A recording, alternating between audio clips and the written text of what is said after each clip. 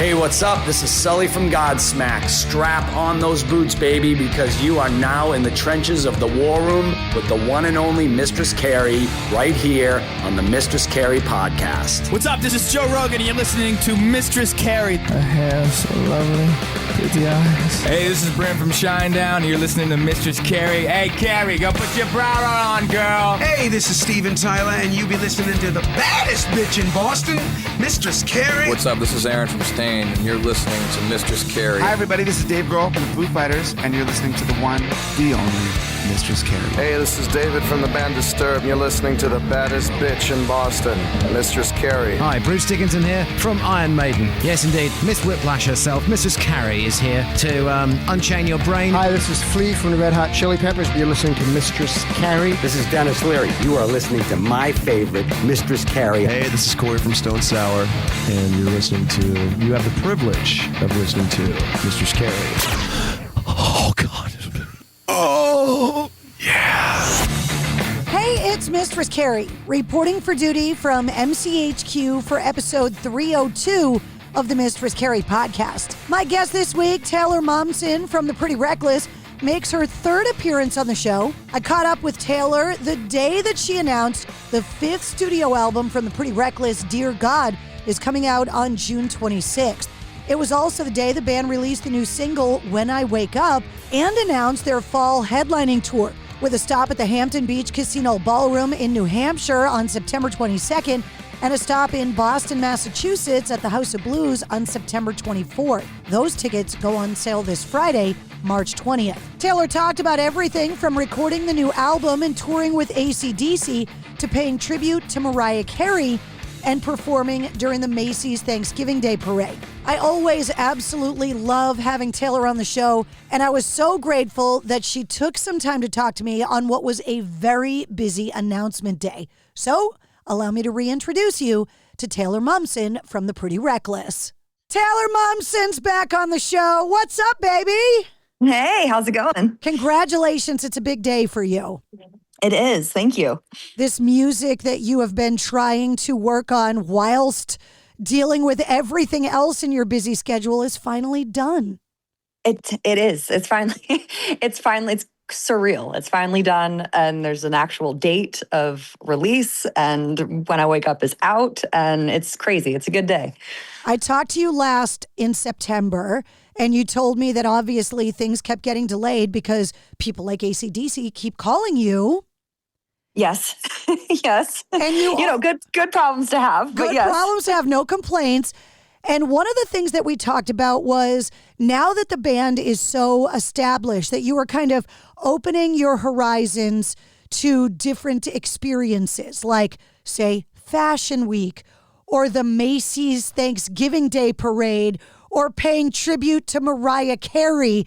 When you said you were open to new stuff, girl, you weren't kidding. No, I'm not. I think that, I don't know, I feel really good, and I feel like I'm in a really good place in my life, and I feel very settled in myself, I guess is the best way to say that, and that's a good place to be. And when you feel like that, it makes it easier to kind of navigate things outside of, your comfort zone. But I'm starting to realize that it's all kind of my comfort zone. It's just a different side of it.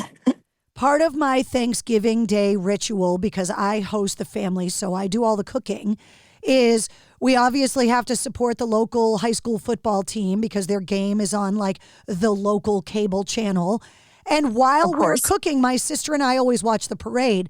I got to tell you, it was kind of surreal to see you on the Thanksgiving Day parade because it's such a part of like people's Thanksgiving. Like, what was that experience like for you? It was crazy. I mean, I grew up watching the Macy's Day Parade every year, and I still do. So it was a very fun thing to be a part of. It was very like nostalgic to me in one way of childhood, and it very much summed up the whole Christmas record of this full circle thing of connecting to my youth again, and bringing it into my future. But the actual experience of doing it, it's totally chaotic. It was freezing. I was on the Macy's Day float, which is the oldest float in the parade. So it was the rocking horse. And it was great. It started off great. The parade was moving, it was cruising, it was very fun. You see millions of people on the streets waving, whatever. And then the parade stopped. Because I think we were ahead of schedule or something. So I'm now stuck on this float, and it was so cold.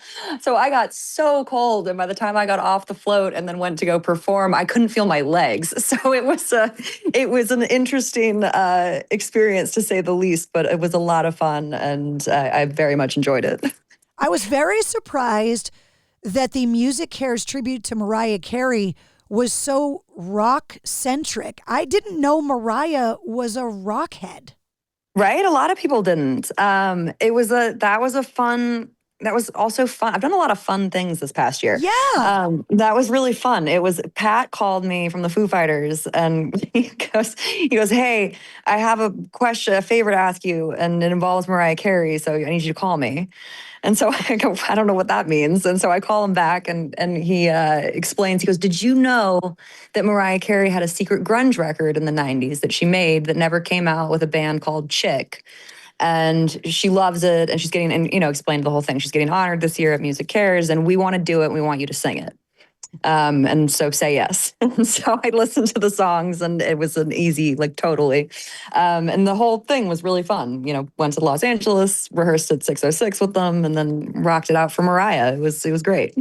I just got back from Vegas, and one of the places that I went was the Punk Rock Museum, which I had never been to before, which is really cool. I love a museum with a bar. I think it's fantastic. Totally. And now that I'm hearing your new stuff, I knew that you grew up listening to eclectic music. Were you that influenced by punk music? Oh, of course. I mean, punk is definitely a part of my DNA. I think it's not something that I talk about too much, but you can't be a lover of rock and roll and not love punk. I mean, I live in New York, so even new wave punk, from Blondie to the Ramones, the Ramones are everything. The Clash, the Sex Pistols, all of that has been a huge influence on me my whole life. And then Nirvana, and then it's also very 90s. Grunge is also very influenced by punk, and that's such a huge part of my DNA. So it's all.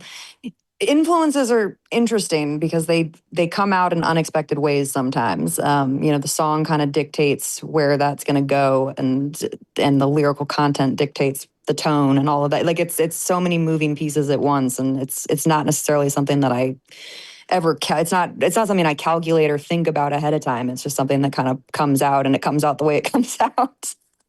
I feel like there's this big focus on the 90s as a decade in music right now, because younger music fans are starting to look back at just what an exemplary decade of music it was. You talk about Nirvana, that's just the tip of the iceberg. Oh, yeah. Why does it take so long for people to actually recognize how good all of that music was? Because while you're in it, I feel like you don't realize it's as groundbreaking as it is. I don't know, because I fell in love with it as soon as I heard it, so it changed my whole life. And I was a 90s kid, so I don't know. I can't speak for everyone, but I do think that in music in general, I think, when next generations discover previous generations, it's a new kind of experience. It's a new listening experience for that younger generation, because it's something that they haven't heard before, which is crazy to say out loud, because to me, these are records that I know inside and out. But when you get the younger kids and they're hearing it for the first time, it's mind-blowing. I wish I could have that experience again. I wish I could listen to all the 90s records for the first time, again. That would be awesome. I'm envious of the kids. I just had this experience the other day. I was FaceTiming with my husband and his best friend who were in Wisconsin, and their teenage kids were there. And I'm Auntie Carrie, right? And so we're talking about music, and the 17-year-old goes, "Who's Pearl Jam?" And oh God, I almost fell off the chair, because I'm first of all, I blamed her dad for parenting foul. But second of all, I was like, oh my God, it really has been that long since that stuff came out, that this is music that they didn't grow up kind of being around all the time. It just blew my freaking mind. Yeah, that blows my mind too, honestly, because also these bands are, they're such a part of the culture still. So, maybe you don't know the entire discography because you didn't grow up with it, but like you've heard Pearl Jam. Like, how have you not heard the name Pearl Jam? Like they're still around. Like I know, like they're still, everywhere all the time. Yeah. Yeah. That's crazy. It just hurt my brain. You have been so busy with all of this stuff, right? Like, and I don't even mean AC/DC as an afterthought, but like all of the things. How did you logistically record this record and get it done while juggling all of this other stuff? It was interesting. We did it in between AC/DC tours, which was a new kind of experience. I hearkened back to my childhood where I used to work like 10 jobs. And so and I was making the record in between all that, so the Light Me Up. So it was kind of similar to that in one way, where it's just a lot of split brain happening, and a lot of kind of compartmentalizing, which I'm good at, but in one way is very challenging for me, mostly in an artistic sense, I think, of making progress and getting somewhere with making the record and in the studio, and then having to pause that momentum to go on tour, which is, of course, you're going to do that. And tour is, its own world, and it's amazing and awesome. And being out with AC/DC is incredible. But it feels very, what I'm trying to say is it feels very good today to no longer have to be in a holding pattern of, like I have all this new music in my head that I'm trying to get out, and then I'm going out on the road and playing the last record. And it was like a very split brain life for me for a minute there. And so it feels good to have it all kind of it's all caught up now. Not everyone's heard the record yet, obviously, so there's still a couple more months wait. But for me, it's very refreshing to not have to keep going back and forth, and I can kind of come into what I've been reserving in the back of my brain, if that makes any sense. Do you think that it affected the sound of the record because you were touring and playing live so much and interrupting that isolation in the studio?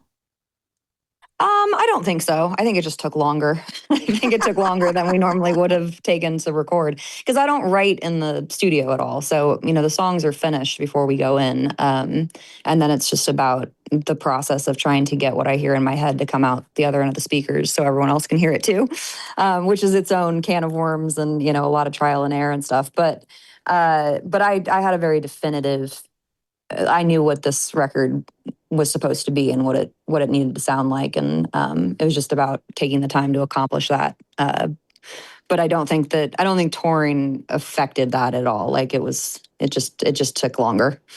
You've used a lot of your more recent music as like a catharsis to get through a lot of crazy things that have happened in your life. What does this album do for you? Like what personally did this album kind of shed for you or express for you? Because you're in a different place in your life now. I am in a different place. I think, this album, I keep saying the phrase, this album feels so much, like I love this record so much because it feels like me. There's an honesty and a bluntness to the songs themselves in this record that I don't want to say that we haven't touched on before, but this is almost directly ripped out of my diary. Like this is me through and through, this record, in a way that we haven't fully explored before. And it's, I don't know, it's grand and it's simple and it just covers all the bases. It does all the things I want it to do, and it feels so right, I guess is the correct word. Like, I don't know. It's still new, and I'm very new to talking about it. So I don't have like what I want to say about it down yet. It's also, really hard to speak about music before people have heard it, because I don't want to impart anything on people's minds before they've made their own assessment of it. They've heard the single, but this record, I'll just sum up with it. I'm so proud of this record, and it feels so good, and I cannot wait to play it live. It just feels like us, feels like the Pretty Reckless in in the most authentic way, and Pretty Reckless now. Like it's great. You released the new single today, When I Wake Up. You announced the album and tour dates. And it's got to be exciting for you because you've been playing these massive venues opening up for AC/DC. The idea of getting back inside into these venues and headlining your own Pretty Reckless tour, there's a different energy when you're indoors in a sweaty club than there is in a big, giant football stadium. Oh, 100%. And there's a different energy of, I call it owning the venue, where it's your show. And there's no rules to when it's your show. I mean, there are, but they're mine to break. So, not having to get off the stage at a specific time. I'm so excited for that. not having to, limit the set list to a certain amount of songs or a certain time. So excited for that, to not have to do this kind of same show, even though our show's never exactly the same, because it's every night's its own thing. But to be able to just kind of call out songs is like, I feel like that tonight and to have that kind of authority again is so freeing feeling and so exciting. And it's been a long time since we've headlined. So I'm ecstatic for it is an understatement. All the fashion shows you went to, I'm excited. And I know this is such a girl thing to say, but for people listening, just deal. I can't wait to see the stage clothes that you got hooked up with. Well, you know what? Well, just wait and see. We'll see. I don't, I do everything myself. I'm a very DIY kind of girl. So I'm still putting everything together, but it's all coming together. Everything's like falling into place in a very kismet kind of way. I'm trusting in the universe and following my gut, and that's kind of the best way to do it. All the conversations you and I have had in the last few years, I am so excited for this era and phase of your career. And so I can't wait to hear the rest of the record. You're going to be at the Hampton Beach Casino Ballroom September 22nd, the House of Blues in Boston September 24th. Tickets go on sale on the 20th. Cannot wait to see the tour. Oh, we can't wait to play it. Like I cannot stress that enough. Like headlining it's been what, years now of me going, we've got to headline. Just wait. And now it's all finally coming together and I'm so psyched. So you got to come see the show. It's going to be so much fun. There's going to be lights. It's going to be hot. It's going to be sweaty. It's going to be loud. It's going to be rock and roll. It's going to be new music, old music. It's going to be fucking great. Thank you so much. I know you're super busy. Congratulations on all the big announcements today. Thank you so much. It's so good to talk to you again. You too. I'll see you soon. All right, see you soon. There she is, Talor Momsen from the Pretty Reckless. The band's 5th studio album, Dear God, comes out on June 26th. Tickets for their North American headlining tour go on sale this Friday, March 20th, including their stop at the Hampton Beach Casino Ballroom September 22nd and the House of Blues in Boston on September 24th. Get more details and the link to get tickets in the show notes of this episode. You'll also find the link to this episode's corresponding playlist. I make a playlist for every full-length episode of the Mistress Carrie Podcast that features all of my guest music and all the artists and songs that we referenced in the interview. You'll also find the links to Talor's 2 other appearances on the podcast and all the Talor Momsen links, the Pretty Reckless links, and the Mistress Carrie links. If you liked what you heard, don't forget to like, follow, comment, share, and subscribe to the Mistress Carrie Podcast. New full-length episodes come out every Wednesday. Plus, every weekday, you get the Sit Rep. The Situation Report gives you all of your rock news, music headlines, and entertainment updates in about 5 minutes. And you never know when we're going to release a bonus episode. Join me live every Tuesday night at 8:30 Eastern for my weekly live streaming video show, Cocktails in the War Room. And you can always find me on the radio. Get the details on all of that and more at mistresscarrie.com. The Mistress Carrie Podcast, a proud member of the Pantheon Podcast Network.